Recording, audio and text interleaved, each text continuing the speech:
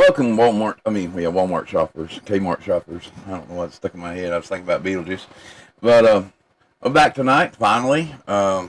Internet problems and all manner of messes and stuff like that. Of course, we had the audio uh, terrible issue, I guess you would say, when we were trying to do the live stream. We're still working on that though, guys. So eventually, the number's still good. Um, it is what it is. I got some new equipment coming. I'm gonna try to patch in something for everybody. Uh, that being said, I'm here again with Tuck. We are having a general open conversation tonight, and thank you. And the topic tonight is psychic spies, and of course, I want to talk about the sonic booms that's been happening in South Carolina, and these women and have been finding these three dots on their cars. Well, dots on their cars, let's say that. Now, if you're a woman and you're out there, we're going to cover that on the hour here. There's a TikTok video that's been going around, and they've been talking about it. This is from a reporter. Now, Tuck, you might know something about this. I don't know. I'm not saying you're putting dots on people's cars, but here, I'm going to play this when you listen to the background. Let me know if you can hear it. At night, someone is marking down where you and your kids live, and if you own a car, they have been following that vehicle, and they know when all of you are alone. People were terrified after a mother went viral showing a white dot on her car. This was women getting abducted? Yeah, that's it. This was an epidemic a few years ago. Now this is new again. I mean, they had that one, but this is something else that's starting to happen again. There's individuals that, and they don't know where to turn. They tell the police department and everything else, and they're like, "You're crazy," but they were like sticking pennies in cars, and they were taking like zip ties and putting zip ties around the windows. Huh? It means you've been marked. Oh yeah, you've been marked, and they're watching you, and it's becoming a rising issue. You're talking trafficking and stuff here. And, yeah, well, as they bust up all the trafficking rings, I mean, you got to go get new girls. Well, yeah. Now, I mean, I guess what do you do? I don't know. I mean, you're having a, I mean, you're right. But anyway, I was just look at your cars, ladies, and see what's going on. See if you got any kind of like little marks or dots on your windshield, or any kind of thing that's not supposed to be there, and be safe out there, because it is going on. If you want to see it, go to TikTok, or I think it's on Facebook as well, and type in. Is this new, or is this just a rehash of an old trend that somebody's playing as new news? No, this is starting to happen again. Most definitely. White dots on windshield. I mean, people are starting to talk about it again, and women, more than one woman has come out and started talking about this, and they know they're being followed, and they know that people's been watching them, and and each dot, like if it's one dot, that means you're by yourself, and if there's two dots or three dots, they suspect that has to do with how many kids you have in a car. So, just be careful out there, everybody. But it's an issue. This is unable to connect to chat. So, guys, I don't know if chat is not working or what's going on, but it says chat is disconnected on my feed over here. So, I don't know. I don't get it. Anyway, we're just gonna run with it. Yeah, there's chat. Okay, it's working. I see it in my window here, but I don't see it on the other things. That being said, there's been a number of sonic booms that has been happening in South Carolina. People don't know anything about it. This was 2 days ago. Now we heard what sounded like a thunderclap, and I just blew that off. Now, I was talking with somebody later that evening, that lives down there, and well, it kind of happened around the same time. Now they don't know exactly what's causing it. They believe that the USGS Society believes it's a sonic boom, but they don't know. They're a little puzzled by it. They thought it might be from a meteor. They thought it might be from a plane, but every source they check, they can't get any kind of bead on. So, and there's so many reports, and it's such a wide area. It's extremely curious. And if you didn't know, sure it's not experimental aircraft? It could be, but well, what's curious about it is that there's been a lot of earthquake activity in South Carolina, and like right before an earthquake, and sometimes you hear something that sounds kind of like a sonic boom. You know, normally if there is an aircraft or something like that, you know, somebody does get a peep of it, especially something this big. You know, I mean, this was huge. I mean, it shook windows and vibrated people's homes, and it was pretty bad. I mean, from what I saw. I mean, if you go on, you look at the videos are wild. You know, and this doesn't have anything to do with the well, what's Jeff Bezos' space company? Blue Origin? Is it Blue Origin? Yeah. Okay. Now he tried to launch a big rocket last night, I think it was, down in Florida, and it was it blew up. Blew up there on the launch pad. The launch pad cost like $6 billion. It took it out. It was technically one of the largest man-made explosions that has happened. Oh, I wonder if they're going to turn it into a bomb. I don't know. I mean, it was half of the destructive force. It looked like a friggin' nuke going off. It was half of the destructive force of the Hiroshima bomb, and it was wild. I mean, to watch it go up. But they just got contracts from the government to do the moon stuff and everything else. They had to give contracts to him. They had to give contracts to Elon and some other company because they are all fussing about, you know, stuff not being fired. So they all worked out something. But it doesn't look like Blue Origin is going to be in a race because they can't build a rocket for anything. Yeah. Yeah. He can build Amazon. He just can't build a rocket, huh? No, I mean, it scares me to think that somebody with that kind of money, somebody with that kind of power, and is sending people into space. And I mean, you know, he was doing the celebrity rides, stuff like that. And I mean, you know, people still willing to get on them friggin' rockets, and they, hell no. I mean, that just tells me if you got that much money and you're willing to do that, you're as crazy as the people that got on that little Titanic thing and went down to the bottom of the ocean and hurt yourself. I mean, it is. It's just well, it was supposed to be an indestructible. It had some of the best workmanship in the world on it. Oh, you mean like the Titanic?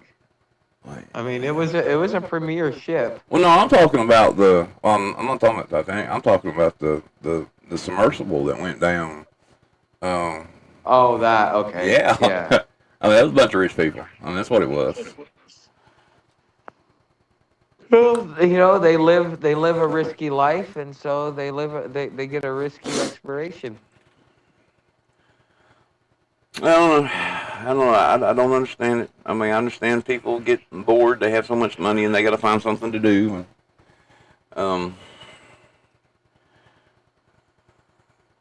now, I don't know if anybody heard, if anybody's been following the whole war with like Ukraine and Russia and everything, but the majority, what I saw was that NATO was worried because a lot of the Russia media and a lot of Russia of itself is saying they want to expand the war and start hitting places like Poland and stuff. And France said that they'll just nuke them. Yeah. I had hiccups. I don't think that they're gonna announce that they're gonna do it. Now they've been trying to get him to fucking to just end the war and just take on NATO and get it over with for a long time. But he's been building up the military and then getting them, battlefield tested. I mean, he's building a super machine. And like his troops are way more seasoned than our American combat troops, in my opinion. What do you think? I mean, honestly, from the math that I saw, I don't think that Russia on itself could support a war against NATO. At least not right now. They would have to have a lot of outside help, a lot of outside industry. The global South is on their side. I mean, yeah, but I mean, still, it doesn't matter how many people's on the side. It matters what the kind of weapons they can make and what they can get and what they can get in there and how they can defend against them, and that they've not been doing that well against some of the stuff that Ukraine likes to throw at them, and it's been mind-boggling, to be honest with you, since I've been watching it, because I heard so many things about Russia, and I expected Russia to squash Ukraine regardless of what they got, but they've been hanging in there, man. They have really been hanging in there. Well, it's Russia versus NATO right now. I mean, because fucking NATO, Ukraine's army got squashed within the first 2 weeks, 3 weeks, maybe a month. Then after that, all of it's been is NATO and fucking what is it, the foreign legions and shit like that, foreign mercenaries that have been coming over. Mommy, from what I understand, we've been sending our troops over there and telling them to take their American patches over, or take their American patches off. I mean, even with the rocket artillery, there were guys coming back, even seasoned people like the SAS guy that just came back. It was completely broken because of the barrage of missiles that they would get from the artillery. Yeah, but I mean, it's on both sides now. I mean, like I said, there's overuse of drugs on both sides. There's overuse, well, especially Russia. And I mean, by the numbers now, Russia is losing. I mean, definitely by the numbers. If you account for how many people's in Russia, how much equipment they've lost, and I mean, there's literally there's a channel called The Enforcer that I used to watch, still do from time to time. Great guys. They were I think some law students, and they moved and they started doing this stuff full time, and just started a YouTube channel, went on there, and they just wanted to talk about what was going on over there, and they weren't looking to make any money. And they are one of the most, they have raised the most money for Ukraine in war efforts than any other group has, on humanitarian stuff. But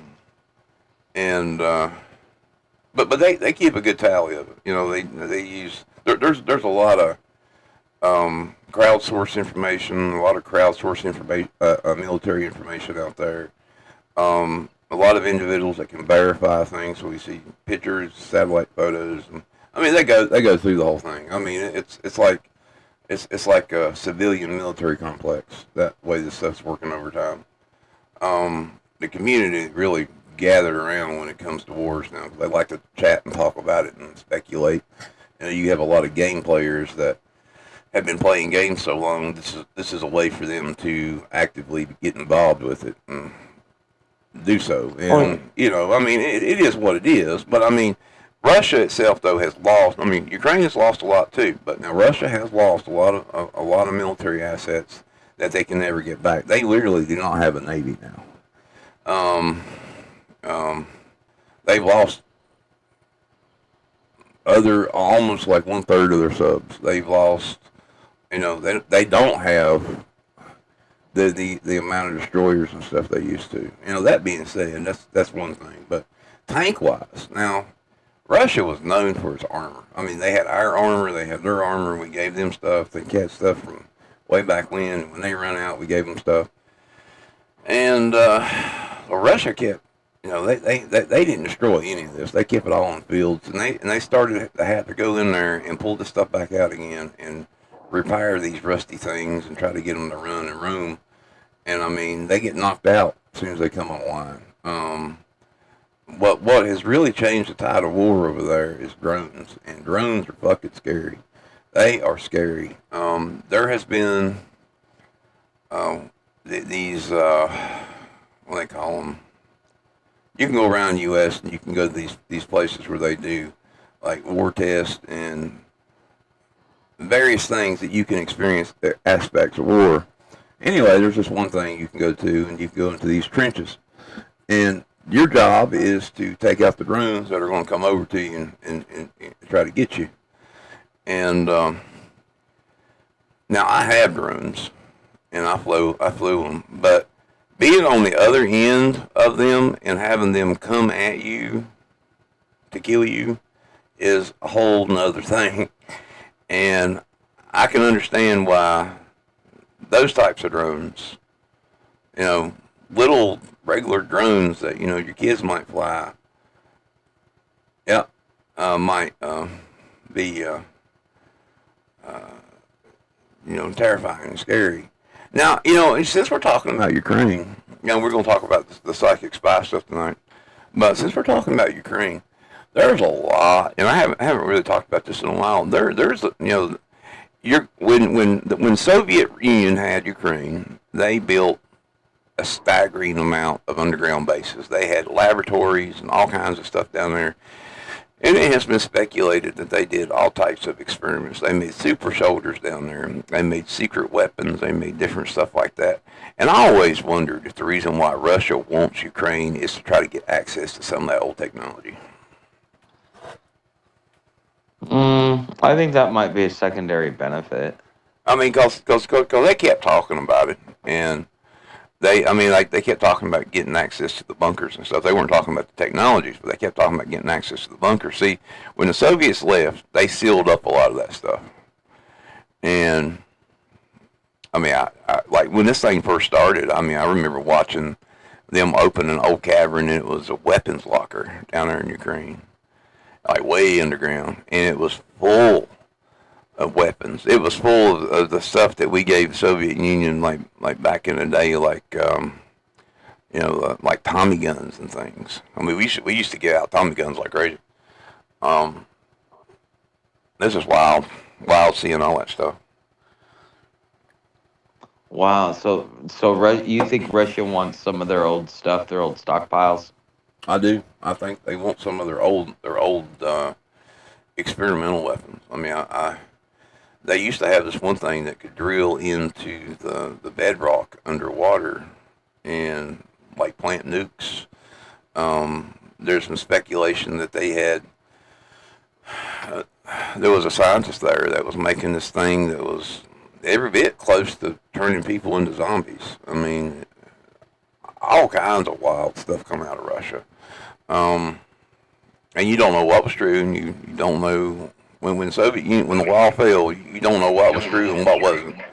But I mean, there was a lot of people that speculated that these things were going on, and some of this stuff's actually in like old CIA files and things. Wow. I mean, it's a good story to get into. It really is. If you never heard it. Now,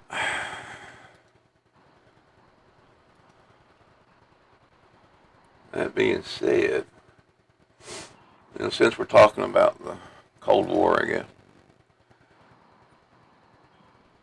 Now, before we begin, unless you got something you want to add to tonight's thing before we get into the whole psychic spies and remote viewer thing. Yeah, well, I think that this is interesting. You might find, some of your crowd might find this interesting. But there is a guy, his name is Justice Horn. He is running for mayor of Kansas City, Missouri. And he just put a post out there. And it looks like that that the LGBTQ plus community is being urged that all of these politicians that did the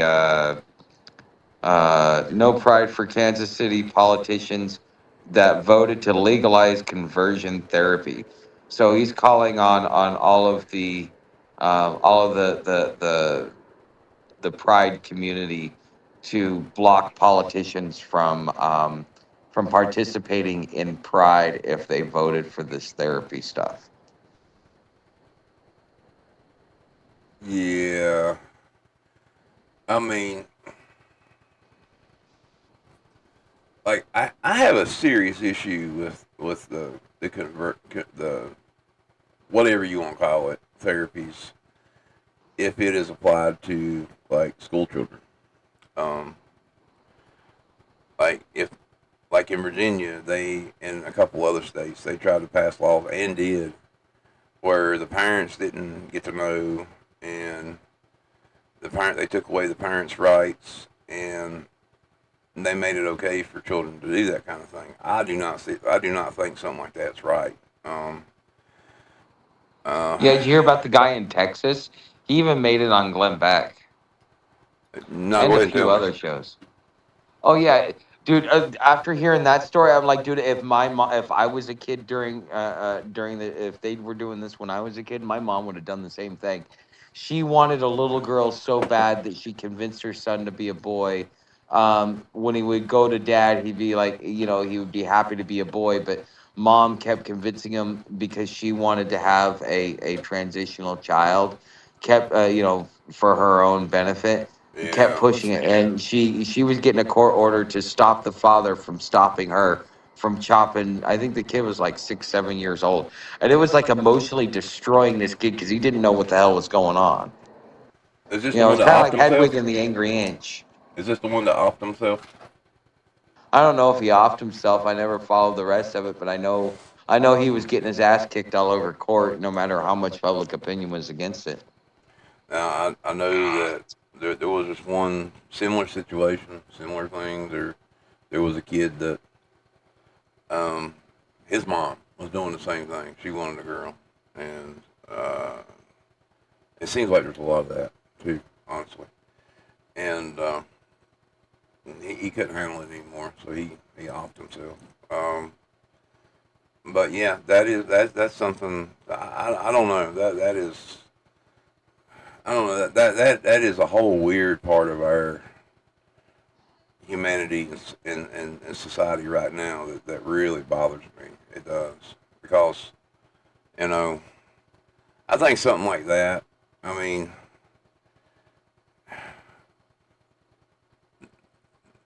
at least 18. I don't know. I mean, I might be. Yeah, I'm gonna say 18. I think something like that. You can go back No, to your I think something like this is my personal opinion. It is not anybody else's opinion, and this is what I've read, and I think that there's some truth in it.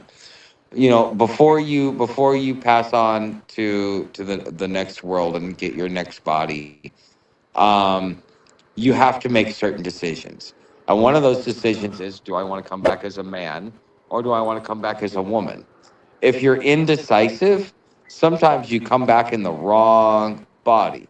So the whole lesson of this life is to figure it out. Do you want to be a man or do you want to be a woman? It is to get rid of the indecisiveness, because this was confusion during the reincarnation process. So you think all this that the people who are having these problems with what was it identity crisis and stuff like that are individuals who were affected during the reincarnation process? I think, well, nowadays, no, because it's become a fad. Once it's become a fad, you can't trust anyone. Right. But before it was a fad, oh hell yeah.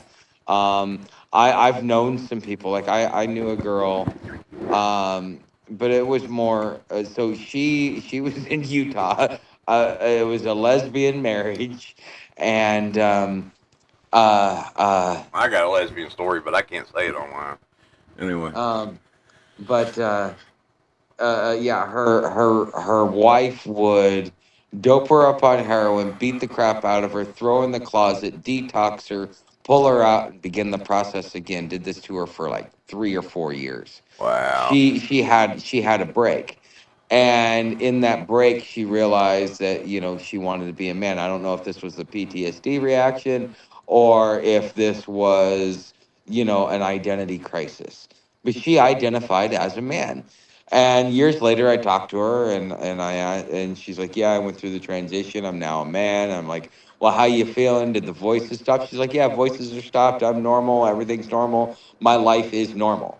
Now, like I said, I don't know if this was the trauma that made her want to transition or if she always thought. But I have met people that really were in the wrong body. I mean, I'm sure it's possible. Okay. I mean, I have no, you know, caveats to think that there's people that really do not think they should be in one body or another, and they want to change and everything else. But I think that giving power to people to change and to um, manipulate their own gender is not something we should give children. Um, I don't think we should even be allowing adults to do it. Yeah, I mean, just because you're in the wrong body doesn't mean you get to get away with the consequences. This is your opportunity to learn. I mean, there's a whole darker side to that. I mean, there's a real darker side to that we can't talk about online. And yeah, I mean, yeah, I don't know. We can talk about it offline or something like that. You want on the whole reincarnation process. I wonder if I was aborted because for my whole life, I have said that my birthday is not my birthday. Until I was probably like 15 and I saw my birth certificate, I always thought my parents were lying to me. I thought I was born in fucking 1980. Yeah. I think I was aborted. I mean, I don't want to say about that. I mean, it could happen. I mean, I know when I was born, they took. That's probably what's wrong with me. Like I said, I was born in an old hospital, and the way they pulled a baby out, they took these gigantic forceps and they put it on your head and they yanked you out, and they didn't care if they broke your neck or not, and um, I think it squeezed my brain a little bit, maybe. That may have what been messed me up some. I don't know that and everything else. And another thing about the psychic spy stuff. When I was years and years and years and years and years ago, there was a lot. I started running into a lot of people who called themselves, and some of them were homeless too. They called themselves targeted individuals, and they're people who think that they were being targeted for some reason or another with electronic control and psychic devices and things like that. And, one or two you think would be crazy, maybe 4 or 5 you think, okay, hysteria type thing.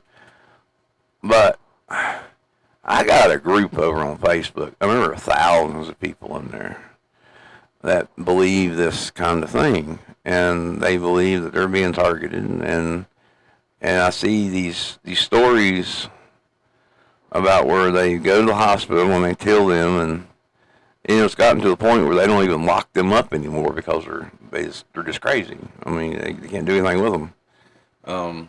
They are on all kinds of medication in the world, and they claim that there's devices in them and things like that. I don't know. We just live in a weird world.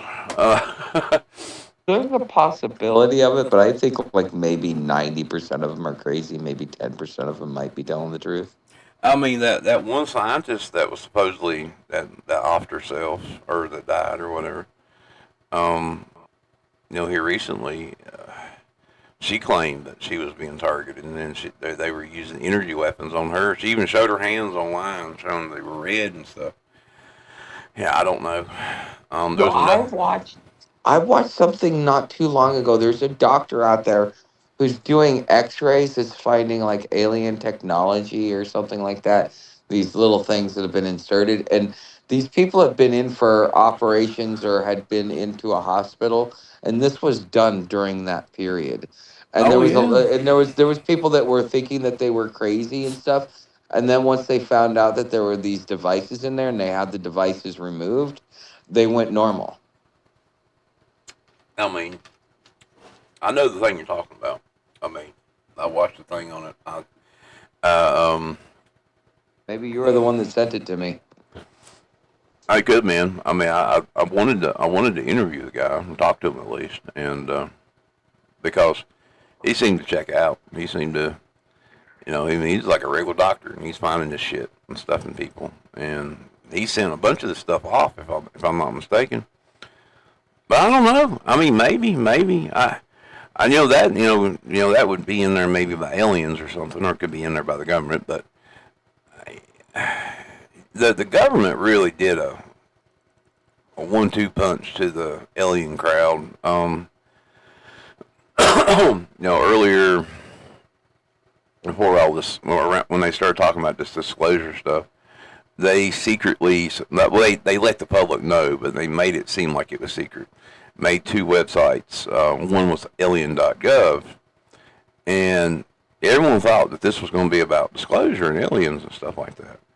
Well, they turned it on yesterday after a long wait and posted some freaky stuff on X, on the White House website, on the X and also Facebook. And when you go to it, I'll send it to you. But when you go to it, it goes in and it's like they're talking about. Like real alien disclosure, and then they go on and they're talking about fucking like ICE and stuff, and in immigration. Yeah, I mean it is fucking horrible. I mean in this context, this was wrong, honestly. There's a place for ICE and there's a place for immigration and stuff like that. I don't think there was a place to mix those two. I don't care how funny you thought it was. Because you laid these people up and believe in all this stuff and you do something like this. Now, is this some way for them to kind of like distract away from the other alien stuff? I don't know, but it does seem, it has pissed off a whole lot of people. Well, maybe ICE is on there because these aliens want to immigrate here and learn Christianity. I mean, that's what the Pope says. The aliens are coming to visit Earth to learn Christianity. That's the craziest shit I've ever heard too. But I mean, I've heard it, but I'm saying it's just the craziest shit I've ever heard. No, he said that though. I remember. Oh no, that's what I'm saying. It's some of the craziest shit I've ever heard. I mean, to think that. Okay, yep, here we go. We go here. No, I mean, if God in a bucket was here, then I'm sure he was out there too. But I don't know. That's weird. But I don't know. Let's at least try to get started on this, because this is going to play into a lot of this. I think, maybe people's making us do things. Maybe people's making us think things. You ever sat there and wonder if the U.S. government spent 20 years, tens of millions of dollars, and deployed actual psychics against the Soviet Union? What if they sat in rooms in Fort Meade, Maryland, gave them coordinates on a piece of paper, and said, go look. No airplane, no satellite, just a guy, his mind. And apparently, sometimes it actually worked, guys. And this is not a conspiracy theory. This is declassified. And my great uncle was in that program, so I can verify too. I don't know your uncle, but I mean, I do get into some of the people that was there and part of it.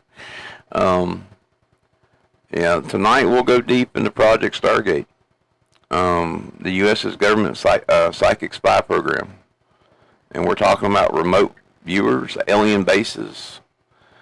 A session where the CIA tasked a psychic to look at Mars 1 million years in the past, and apparently they found 4 alleged extraterrestrial bases on Earth, And there's at least one man who died mysteriously after seeing something he wasn't supposed to. Now, this starts with the psychic arm race. This is how this whole thing started. It started with a book.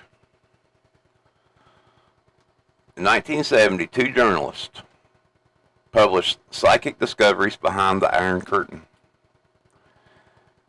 It lands on the desk of a CIA analyst like a grenade. The book documents a massive investment into what is called psychotronics, the weapons of the paranormal phenomenon, telepathy, telekinesis, remote perception. The Soviets weren't treating this as fringe nonsense, like some of us was. They were funding it like a weapons program. The CIA panicked. If the Soviets were doing it, the U.S. couldn't afford not to.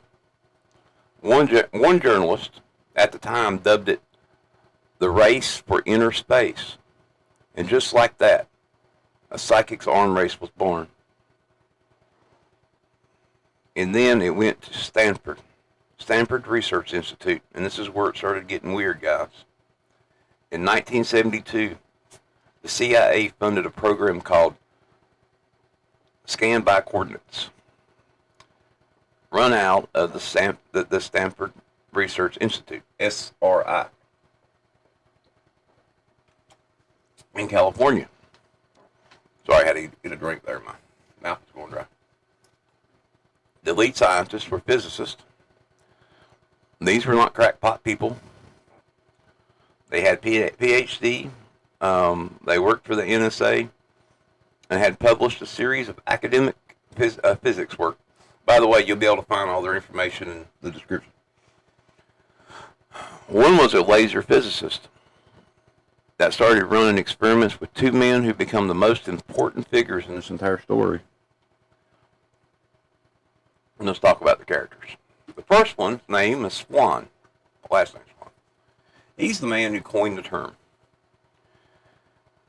The origin point of remote viewing was born in Colorado. Swan claimed psychic abilities from his childhood.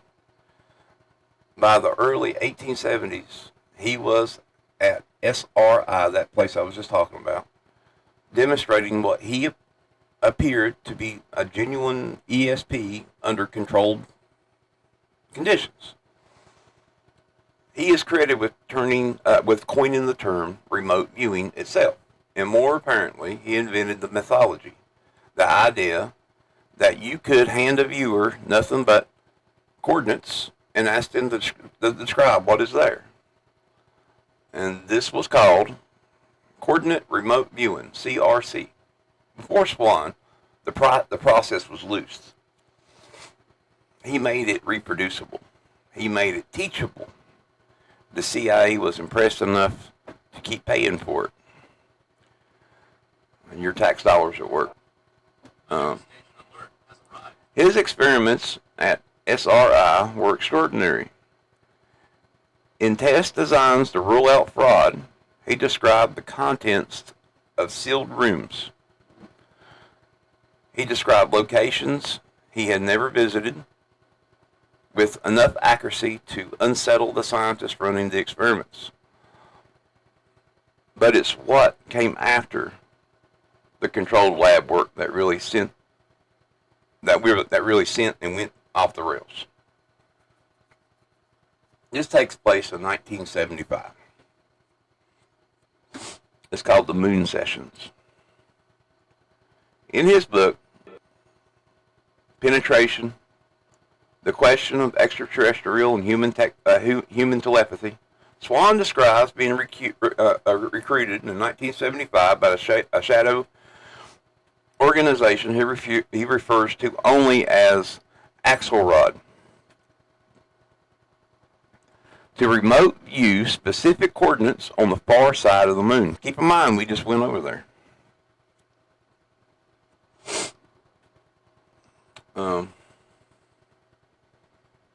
What he described was artificial-looking structures, domes, towers, shapes inconsistent with natural lunar formations, and most disturbingly, entities, tall, thin humanoid figures working on the lunar surface. He reported perceiving them becoming aware of being observed. He described them looking up and looking back. He claimed this scared him so badly enough that he considered refusing any further sessions. He also wrote that Axelrod warned him not to talk about it, that they had the capabilities to monitor his thoughts. In a sense, he was being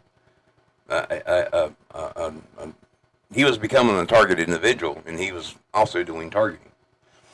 Now, I wonder how that would work. I mean, how would you do it? You have someone looking at you and you looking at them. I mean, I wonder how that would work. Now that I think about it. But make of this what you will. But here's what's interesting. When the CIA started releasing Stargate documents in 2006, his participation in the program was confirmed, which means everything he said in his books were basically confirmed and backed up by the CIA. He wasn't making his government work up. He was really there. His conclusion about extraterrestrials, stated plainly in the interviews before his death in 2013, not only are real, they're already here, and they're building something on the far side of the moon, and they're not friendly. Now we need to talk about Pat Price. And this is the man who saw too much.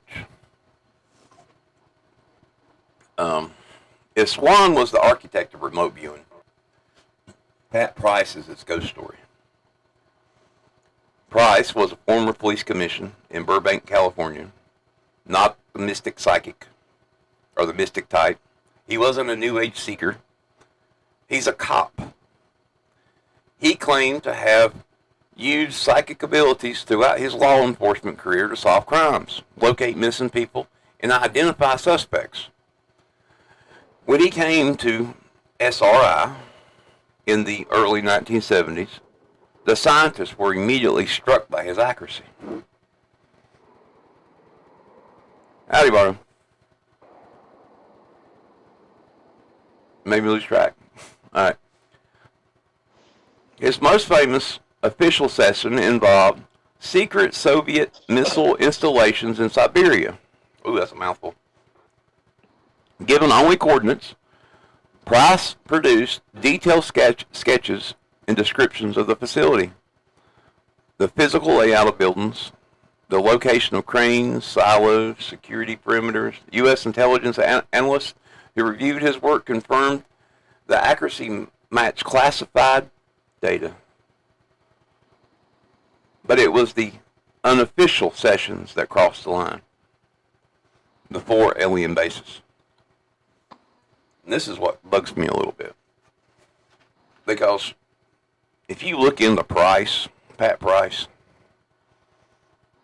and the things that this man did, and the things that this man did during his cop career, and I don't know, it's like he had a sixth sense. It's like he knew what he was doing. It's like he knew, he could feel it, he could see it, he knew it, it was there. Let's put it this way. It's not a man I would want to play poker with. I don't think you would too either. But here's where it gets weird. At some point during the time with the program, Pat Price went off script. He performed his own unauthorized remote viewing sessions, targeting what he believed were anonymous underground locations on Earth. He came back with something that alarmed the people around him. Price claimed to identify 4 extraterrestrial bases hidden inside the Earth's mountain ranges. The first one, Mount Hayes, Alaska, the largest and most active. He describes tunnels, machinery, humanoid creatures, working alongside human scientists. He sketched what appeared to be an underground laboratory. Now, I can confirm that Mount Hayes, Alaska is definitely out there. Now, what it is, I don't know. But a lot of us think that if you look at the map, it looks like a black pyramid that sits there. And there's a lot of other weird features around there. And there's one landing strip that flies in and flies out, and it is military controlled. That being said, the next one is Mount this is going to sound weird. Mount Perdido. Operations focused on studying human mental and emotional behavior. Probably studying me right now. The next one is Mount Zimbabwe. Primarily a monitoring station focused on tracking human communications. And one in Australia. They focused on genetic experimentation. And he described this as being the most disturbing of the four. Price was specific, procedural. He wasn't writing science fiction. He was writing an intelligent report in the same dry, factual tone as his legitimate sessions. He told his friends, his family, he was afraid that he had seen something he was not supposed to see, that he felt like he was being watched. Pat Price died in Las Vegas, probably playing poker, in July 1975 at age 57. The official cause was a heart attack. His colleagues at SRI found it suspicious, the timing, right after his most sensitive disclosures, raising questions that were never resolved. The CIA never commented on the circumstances of his death. His remote viewing files were classified afterward and have only partially surfaced due to the Freedom of Information Act releases. You still can ask and try to get this information, and you're not going to get it. The area around Mount Hayes, Alaska, has consistently been one of the most active UAP reporting zones in North America. Draw your own conclusions. And like I said, there is a landing strip in there. It does look like a black triangle or a black pyramid on maps. And some of the pictures I've seen from up there, something's up there, guys.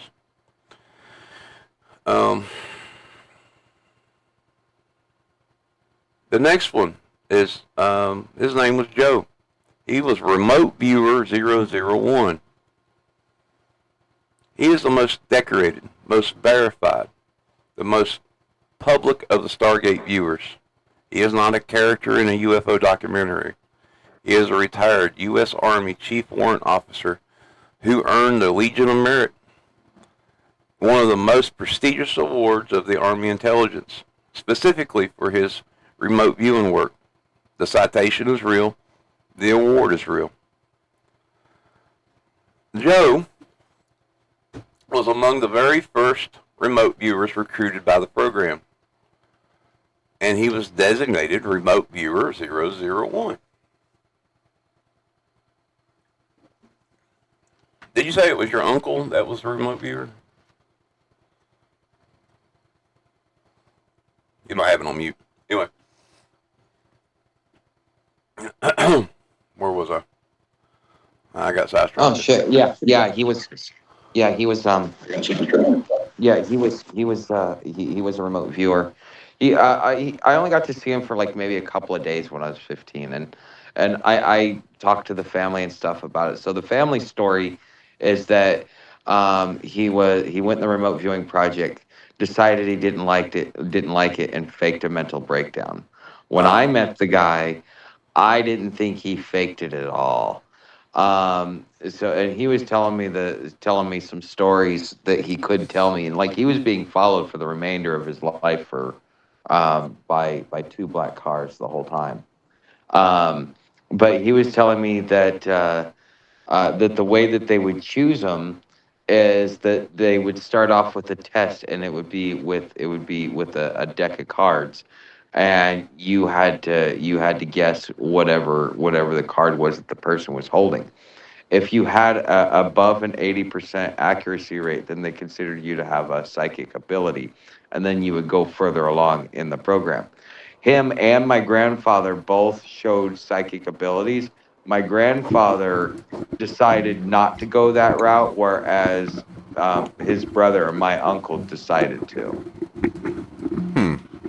I'd be curious what their numbers would be if they had them. Just out of curiosity.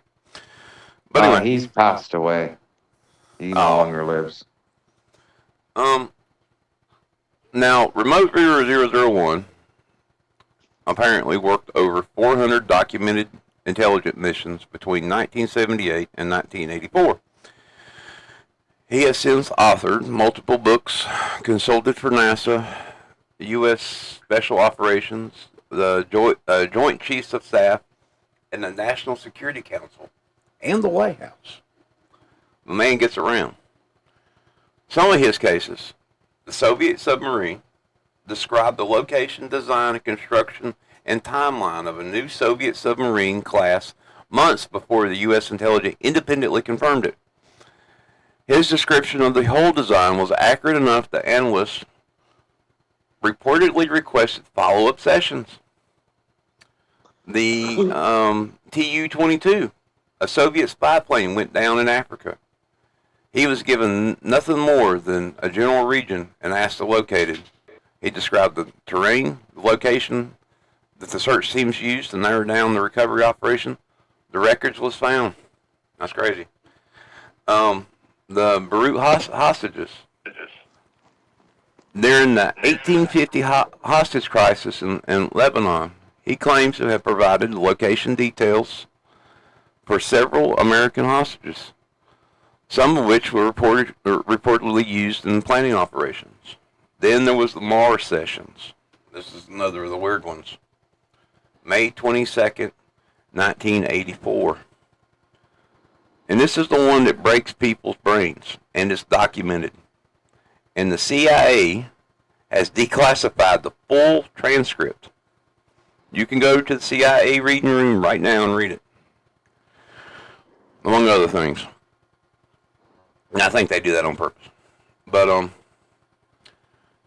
he was handed coordinates: 40.89 degrees north, 9.55 degrees west, and he was told nothing else.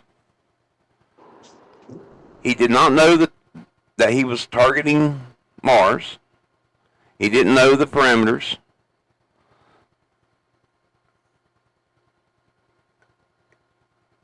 I don't understand that one. He did not know the time parameters, approximately 1 million BC. I thought write that differently. Anyway, well, he reported a landscape ravaged by a massive environmental catastrophe, dust storms, the ancient civilizations in crisis, tall, thin humanoid. Was it always got to be tall, thin humanoid creatures? Anyway. Well, that's what Meyer describes. Yeah, it seems like that's popping up a lot. It popped up a bunch of my other research too, and I ain't got to that yet. But I mean, not concerning this, but concerning some, how I think the whole maybe the people that's coming back now is us from the future. Anyway, he described them as ancient and desperate. Structures he identified as pyramids and underground shelters. People trying to survive the end of the world.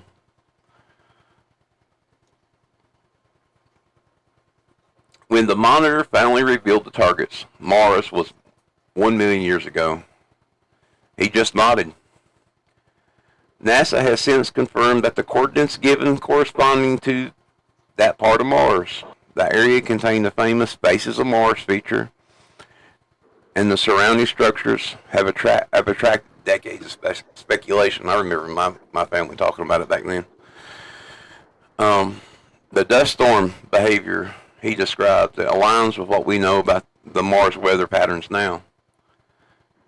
Nobody is saying this is proof of an ancient Martian civilization, but the CIA ran the session. They documented it. They kept it. And it sounds like they believed it for some reason. So, Well, back then people had integrity. Well, now's a good time to take a break because we're at part 3 of my little speech here. I was wondering, like the guy that passed away, that saw something he wasn't supposed to see. I'm wondering if those were actual like black sites or CIA sites, and he thought it was something else. Well, when you go into the story more, what is I think I added it down here. Like I when I read it back over, I was like, I didn't add enough about it. But anyway, well, if it's not in here, I will go ahead and cover it, a little bit of it now. But those sites, the ones I listed, the pyramids and whatnot, those are supposed to be human alien run together. They originally were built by the aliens to monitor the human race and the development of the human race and do genetic experiments and da da da da da. But apparently we had found out about it at some point, or there was a deal reached.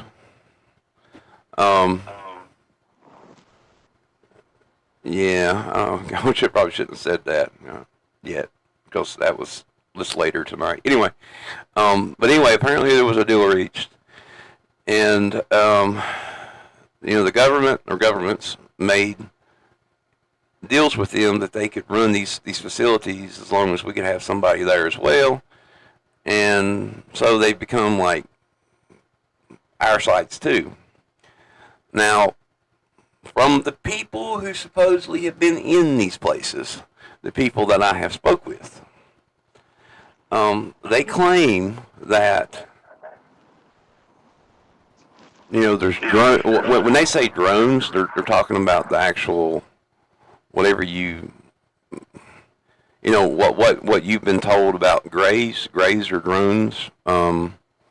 They're not really any kind of life to them whatsoever. Myers says that too. Yeah, they're just like robots.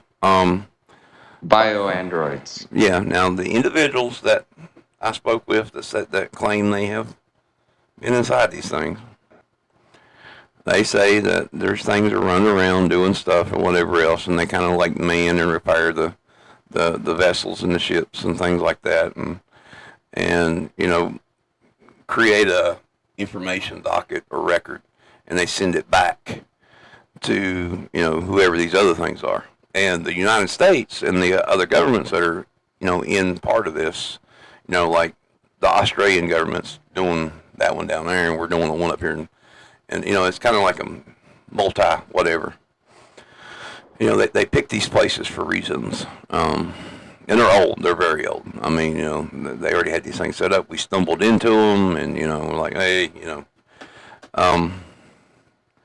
but yeah.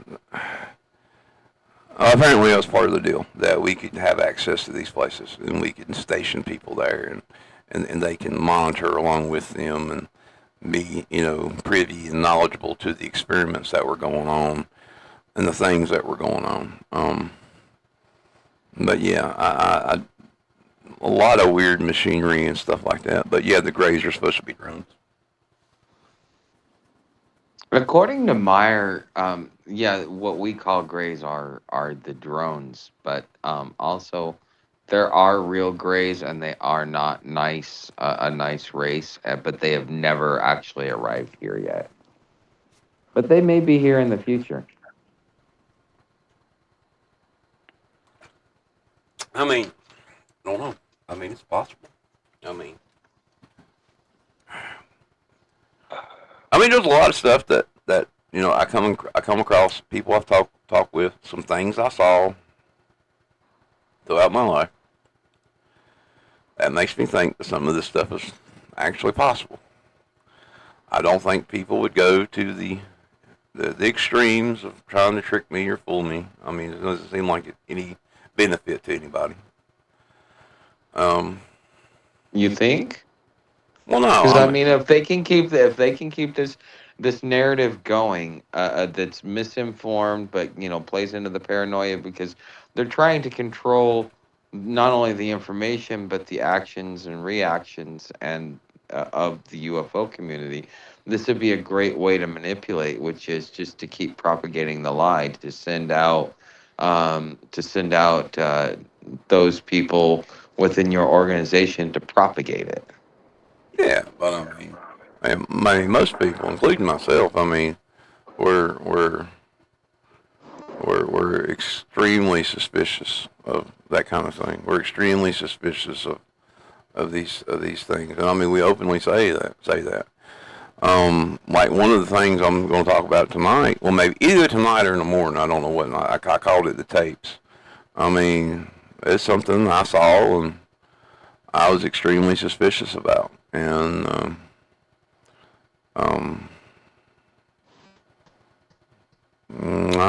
just don't know. I'm not going. I'm going to say what's on that video and not say anything more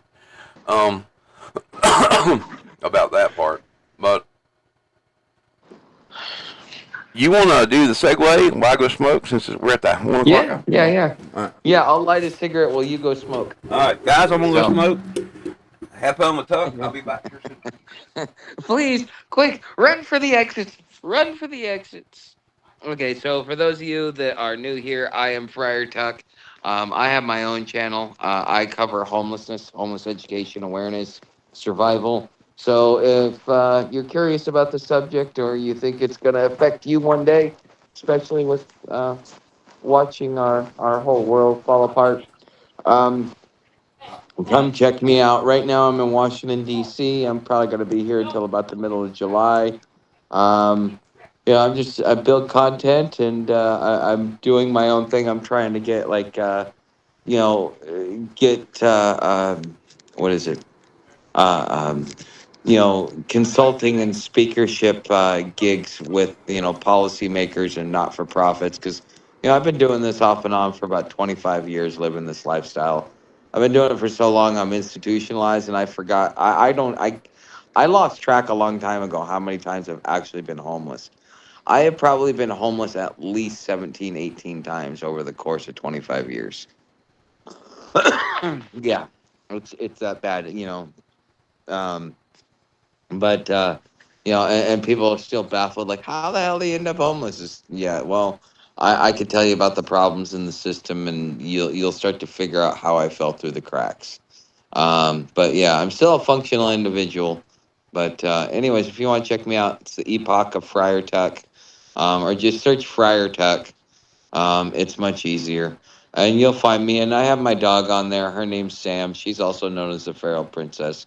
You see her every now and then. She's a big part of the channel. Yeah, we're getting ready to end up in Philadelphia the middle of July to do a walk with homeless entrepreneur for the World Cup finals. We're going to be walking into MetLife Stadium. So that's where we'll be in a few weeks. But anyways.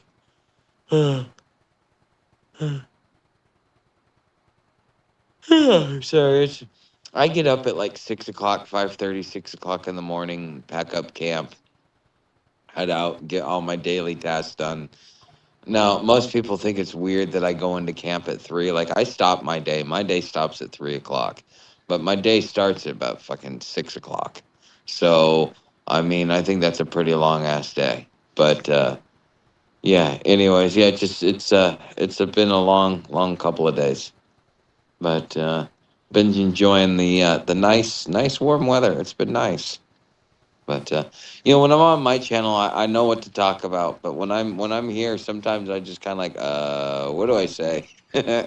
So for those of you guys that are here and still listening and haven't tuned off or like, pulled your hair out or plugged your ears and stuff like that, thanks for being here, guys.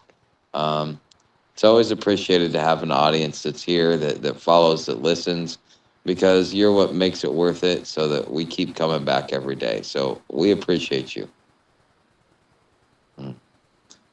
But Haley, yeah,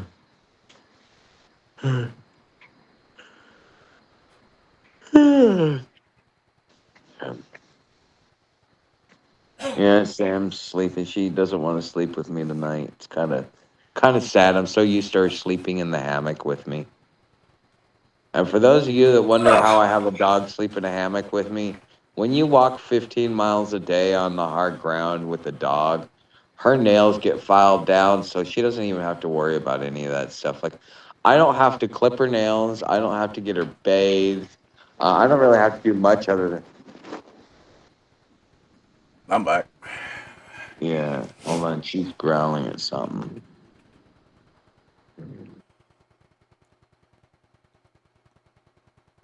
Hello, Texas.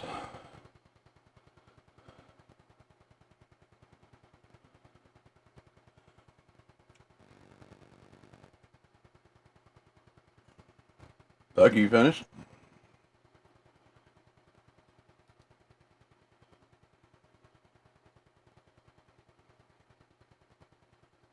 Yeah, I'm not sure. Apparently the something's going on there. Okay. Everything cool? Yeah, Sam she growls at squirrel farts and tree fairies sometimes. Oh. Yeah. I don't know. I had the old lady go look and see find me something for my dry mouth when I talk all the time. It gets dried up a lot anymore. I don't know if it's medication or what it is, but feels like the Sahara in there.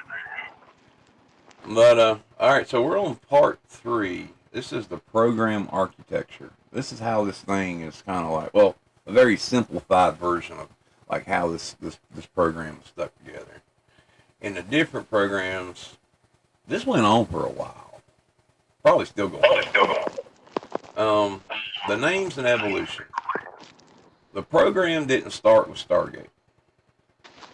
It went through a series of operational names, and each of them represented a phase of development. In 1972, there was SCIES, the original CIA-funded SRI program.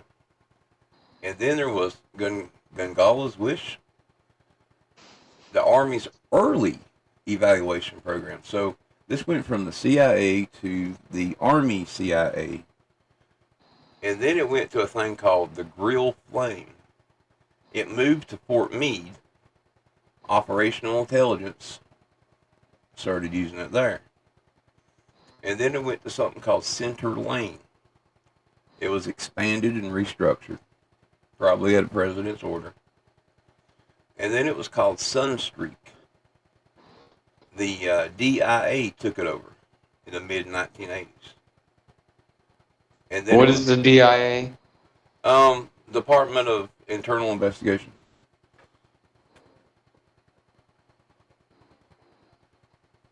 Like if you're in the government and you screw up, they're the ones that come looking at you. Okay. You know, I mean, they're like in with the CIA and the FBI and everything. Yeah, I mean, you'd be amazed how many 3-letter agencies we have. It's just wild. Then the next one was Stargate. And that was the final consolidated program of all of those under the same umbrella, the Army, the CIA, the DIA, the operational intelligence, and so on. And it supposedly ended in 1995. I don't think it ended. Each rename roughly corresponds to what's called bureaucratic reshuffling, funding battles, programs survive repeat attempts to kill it, multiple internal reviews recommending shutting it down. Multiple times, senior officers looked at the results and decided to keep it running anyway. You got to keep in mind that every time a program like this is running, especially an open one, that somebody's going to be all like, well, you guys are retarded. What are you doing? You don't need to be spending money on something like this. And then they see the data and they're like, oh God, they're doing something. The program was headquartered at Fort Meade, Maryland, which you're getting kind of close to up there, by the way. The same installation that houses the NSA. The proximity was not accidental. Now let's talk about the methodology. Remote viewing sessions followed a strict protocol. A viewer would sit in a quiet room with a monitor, a handler, who guided the sessions without providing targeted information. The viewer would be given either a sealed envelope containing a photograph, a set of coordinates, or nothing, just a number code. The viewer would enter a relaxed, receptive state and begin reporting impressions, images, shapes, colors, feelings, textures. The monitor would record everything without reaction. After the session, the material would be compared against the actual target. The most rigorous versions, the coordinate reveal of remote viewing, was considered the most reliable because it gave the viewers almost nothing to work with concisely. No feedback loop, no chance to have clues or anything that they could pull from. The DIA's own words. One of the most remarkable things about this program is the language. Oh yeah, the Defense Intelligence Agency. I'm sorry. Yeah, Defense Intelligence Agency was used internally. A classified DIA report that has since been partially released describes remote viewing as a highly controlled and formally established unique intelligence collection capability. This is not the language of skepticism. This is the language of operational doctrine. The same reports that the DIA's awareness that China was running parallel programs, including experiments on children, the conclusion draws that this is a competitive environment, that there is a psychic arms race. We had the Soviets using it, we have the Russia using it, we have China using it, and we have ourselves using it. I'm sure there's other countries that do it as well. Could you imagine them using it on a grand scale the moment they figured out how to do it? Well, I mean, I think they know how to do it to some degree. I mean, they have to. I mean, I'm sure they got people in there, like there's individuals, like the social monitoring, social networks and things. I'm sure, and I mean, that's another thing, like Facebook and things like that. You wake up one morning and say, oh, I had a dream, or I guessed this right, or whatever. And I'm sure somebody's watching your ass. I'm sure there's some, information transfer there. And I'm sure that if they think that you're one of these special people, that they're going to grab you. Do some nabbing. But I mean, there might be some other way they can make this happen. Maybe, the experiments and stuff they did. Maybe these people have to have some kind of trauma to make it work. And you don't know. There could be something that causes this. Some people could be natural with it. Others can kind of just like have it. I think clairvoyance is something that is naturally occurring, but it's so small. I think there are people that may be able to be trained to do it, but are not. They don't have the natural talent. It is something that, just like basketball, Michael Jordan, that was his natural talent. But you can still learn basketball. You can be good at it, but you'll never be as good as Michael Jordan. Oh yeah. I mean, that there was a thing on TV. I don't know, a couple of years. Well, it's been, let's say, 10 years ago, 11 years. It was like where they were actively looking for like superhumans and superhero type things or villains, and all these people had these different abilities. You had this one guy that could not breathe underwater, but could stay underwater for an extended period of time. One that could do endurance that most people couldn't do. Yeah, they had a TV show about that. Guy had a spoon that was like he was a human magnet or whatever. Yeah. Yeah, we're talking about remote viewing. We're definitely talking about remote viewing. Now,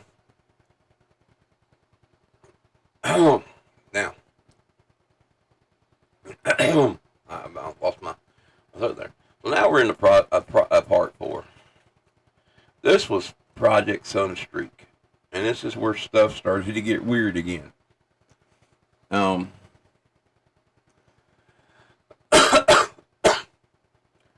By the mid to late 1980s, a program under the DIA named Project Sunstreak had expanded its target list well beyond the Soviet missile silos.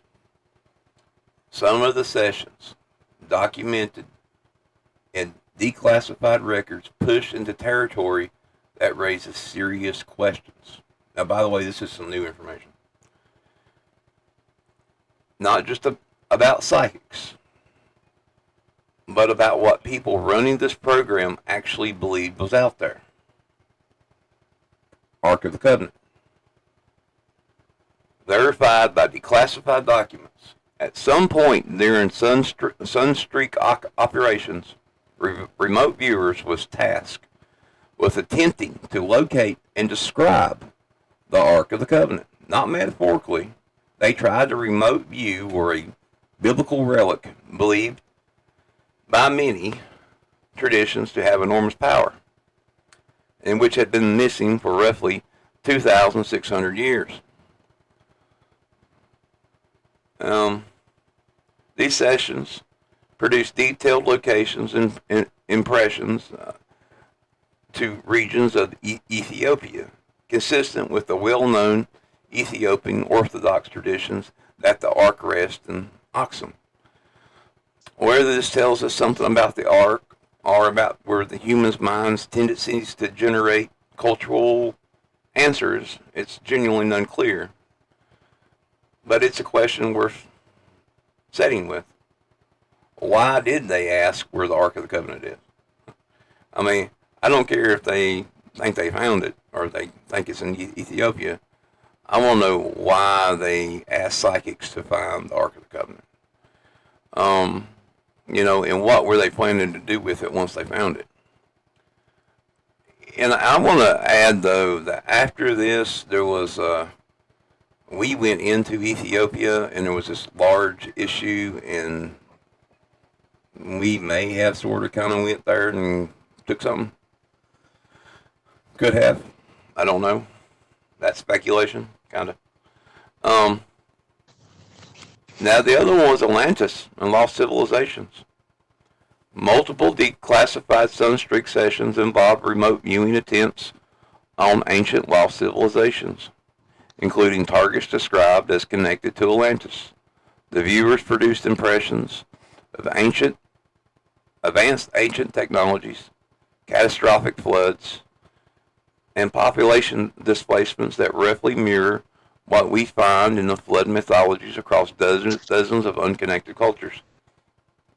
You know, the mini Noah theory that I was talking about a while back? Mm-hmm. All right. Again, the question is less about whether Atlantis is real and more about why did the Defense Intelligence Agency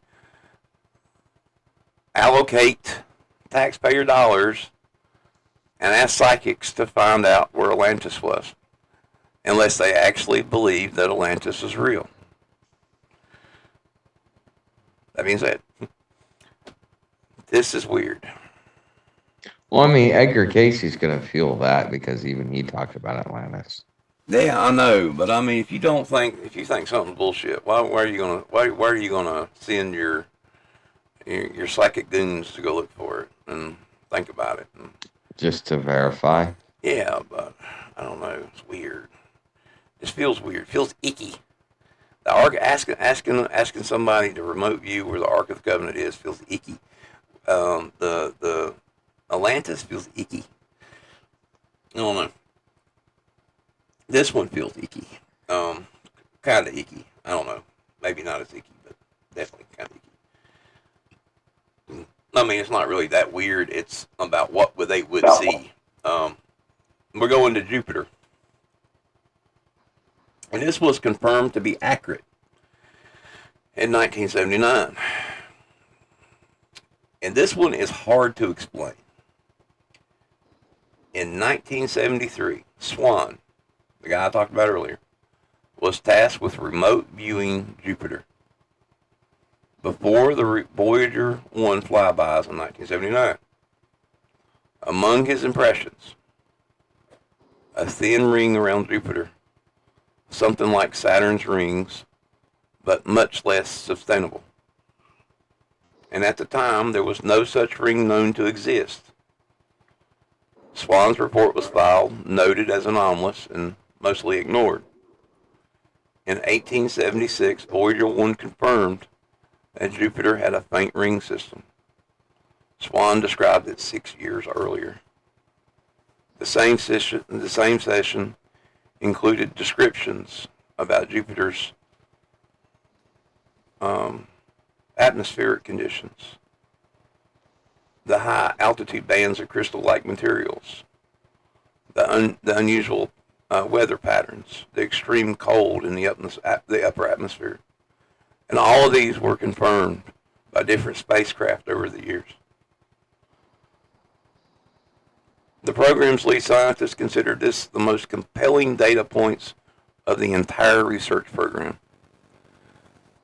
There was no way that he could have known any of this about Jupiter. And it makes you look back at the rest of this stuff and the other stuff they said they did. And were they really seeing these things? You know? Because, I mean, some of this is kind of unbelievable. I mean, in a sense. But when you see something that you can verify, and you can put pen to paper, and that it's real, it makes you wonder if this stuff isn't real. If this stuff isn't, accurate. I'm sure it is to some degree. But, I was dating this girl. I was like 19. This is after going in and talking to my uncle, and I experimented with astral projection. I kind of freaked the girl out because I'd never been to her house. I didn't know where she lived.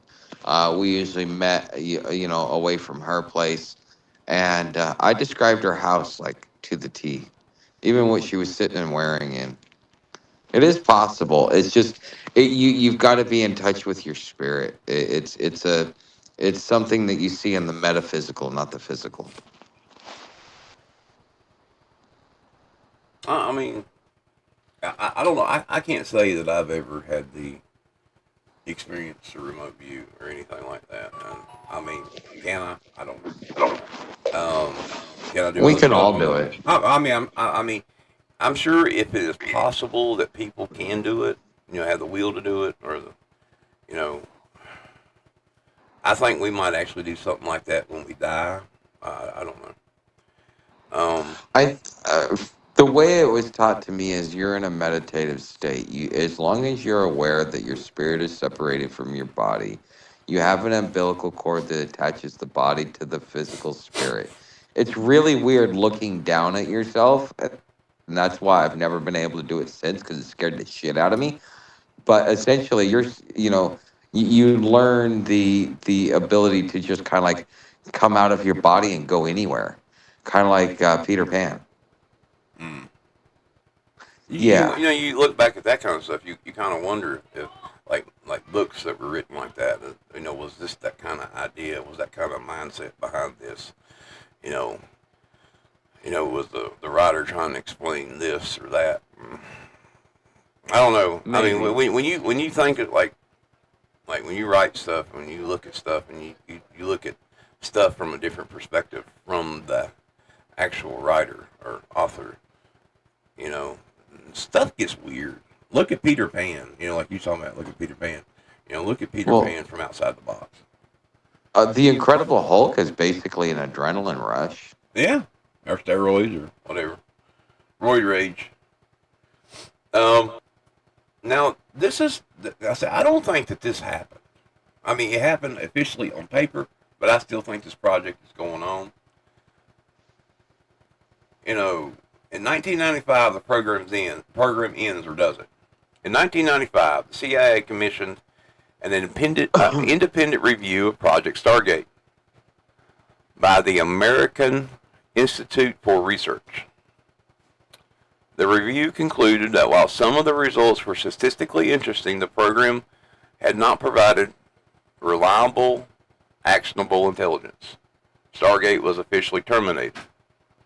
Notice the careful language: not reliable, didn't work, and impossible. just not reliable enough for operation intelligence use. The program ran for 23 years. It survived multiple hostile reviews. It was funded by the CIA, the Army, and the DIA. It involved physicists, Army intelligence officers, the oversight and levels of National Security Council at the White House. You don't spend 23 years, tens of millions of dollars on something you think is pure nonsense. You might spend 2 years on it, 3 maybe, but not 23. Let's talk about what's still classified. No, we're talking like hypothetical about the whole, or what he actually is. I mean, yeah, he was hit with gamma radiation, but I mean, still.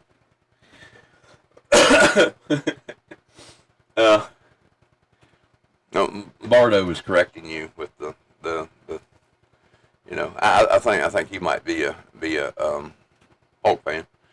But anyway, let's okay, what was it? Okay. As of today, much of the Stargate archive remains classified. I'm going to say that again. As of today, much of the Stargate archive remains classified. Everyone, if Trump is releasing all this stuff on UFOs, JFK, and everything else, go ask him to release all of the Stargate stuff. All right. You're not going to see it. What we have is a partial picture. Documents released through the CIA reading room, the Freedom of Information Acts, and the 1995 partial declassification. The full operational records, the actual intelligence tasking, the results that were judged most sensitive, the stuff they kind of like kicked out. We're not seeing it. The Pat Price files, the records of what viewers perceived about UAPs and ET phenomena. A significant portion of all of this remains sealed. So when they say UFOs need to be released, this stuff needs to be released. Which brings us back to where we started.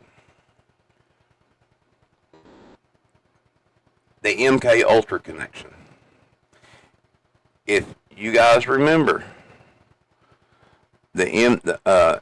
earlier this week and last week or whatever, was it Pat Bondi or whatever? Trump was out of town doing the whole China thing, and there was something that was going around the news where they said that the CIA come in and took back the MK Ultra and the JFK files. Well, some of this is what they were taking. Now, it turns out they didn't take them that day, but they did come in and they did take the files, and they wouldn't let them have them, and they won't let them declassify them because these are theirs, and they're not going to let them go. Wait a minute. Aren't they subject to the president? No. Then who are they subject to? Above top secret. Then they've got to be subject to someone. And the president, this is again, this shows the problem. We've automated our system, subjugated our responsibilities, and then wonder why it's all fucked up. There are some things, and there are some classifications above top secret.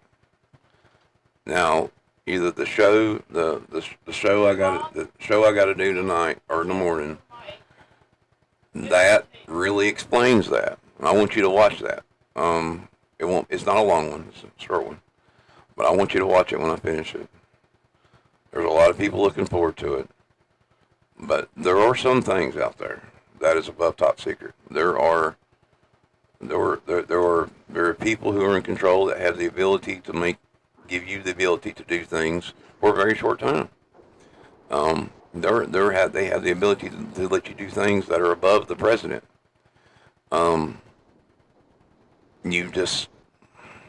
That's not right. I know it may not seem right, but it is. Like, I mean, it's a deal. Like you be president for an hour, or be president for a day or something. Kind of weird stuff. But anyway, let's go back on the MK Ultra thing. And this is where it gets dark. The remote viewing program grew in the same soil as MK Ultra. The CIA documented program of human experimentation that involves drugging, torture, hypnosis, the attempts to create dissociative mental states, like I was talking about. Maybe they're torturing people or causing trauma. That could be operational control. And maybe this is where Jeffrey Epstein kicks in, but we can talk about that later. MK Ultra officially ran from 1953 to 1973. The CIA told Congress all the records have been destroyed. Tens of thousands of pages resurfaced in 1977 through a Freedom of Information Act. Someone had misfiled them in a financial records office. The CIA had lied. Now, in May 2026, we learned that 40 boxes of JFK assassination and MK Ultra files were removed from ODNI. Yeah, Tulsi Gabbard's office. They're in the government shutdown, apparently without authorization. A CIA whistleblower is saying the agency went back in for those files, that they monitored the phones and computers of investigators working on declassification. Do you know where his measuring tape is? It's in his bed. Oh, good. Thank you. Sorry, someone was shining a flashlight on me. The CIA's response that it was not a raid. It was a legal transferred, that they were legally transferring documents. But Ann sat with this. If the MK Ultra documents were either released or destroyed, and the CIA claims since 1970s, what are these 40 boxes of files? This is a lot of files, man. Either the CIA lied about the completeness of the prior releases, or these are documents nobody was supposed to know existed. Both options are deeply alarming. The Stargate program and the MK Ultra were not separate universes. Both were products of the same Cold War psychological research apparatus. Both involved studying the extreme edges of human consciousness. Both were run with minimal oversight and maximum security. The fact that the same batches of withheld files apparently contained both JFK material and MK Ultra material suggests these programs have overlapping histories that we are not allowed to see. Thoughts? Yeah, that's a whole new perspective. I could see that being highly plausible. Well, we know they went in and got them. We know they went in there in her office and they took them. There's video. We know that there were 40 boxes of them. We know those 40 boxes were full. We know that office was in charge of taking those files and reading through them and declassifying them. And those were the files they hadn't got to yet. So they went in there, they took them back, and they refused to release them. There's been, the one senator, she filed a do not destroy whatever, but you know how that's going. But yeah, there's people that are above top secret, man. You know, they let you play the game, or they allow you to play the game. But now we get to part 7. The viewers on aliens. Several of the key figures in the Stargate program have spoken publicly. Some have not. After declassifications, after retirement, in interviews and books. And what they believe the remote viewing data suggests about extraterrestrials. Joe is cautious, but does not deny it. He has said the Mars sessions are among the strangest in his career, and he perceived something that he felt genuinely ancient and genuinely conscious. Something wrong? No, she's just growling again. Oh, okay. Swan was explicit extraterrestrials are real. They're here. The U.S. government knows. And he said this is not speculation, but something he believes he has directly perceived through the program. He wrote an entire book about it. Penetration. Which he reportedly struggled to get published, which received no mainstream attention despite its stunning claims. Hall, the physicist who ran the program, has in recent years become a central figure in the UAP disclosure ecosystem. He's been on TV and he's been on the congressional things. People don't even know who he is. He's associated with Bigelow Aerospace, Advanced Space Studies. Now we need to talk about Bigelow one day. The stuff I found on Bigelow in that document is bloody insane. Anyway, he has suggested without the through line from Stargate and the current UAP disclosure is not subtle. He said many of the same names appear. Many of the same names keep appearing. Many of the same questions keep surfacing. And the files might answer, no. That's been disappearing into the agencies. No, take it down. We need to see them. In closing, tonight, and here's what we know for certain. The United States government spent approximately 2 decades running a program to develop and use psychics as intelligent assets. This is not a theory. The documents exist. The Legion of Merit awards exist. They gave out awards to these guys. The declassified sessions and transcripts exist, including one where the CIA asked men to look at Mars 1 million years ago and filed his answers in an intelligence document, which I still find bizarre. At least one of the viewers, Pat Price, appears to have perceived something that alarmed him enough to tell people close to him that he feared for his own safety, and he died shortly after. And there was never public examination. The program intersects with MK Ultra in ways we still don't fully understand. And in May 2026, the CIA apparently retrieved the files that might help us understand during a government shutdown in the middle of the night and has not given them back. Whether you believe in remote viewing or not, you should be asking one question. What is in those boxes? Yeah, I'd like to know. That's it, guys. All right. Well, that is the show. That is the end of that. We're either on or off. It's up to you, man.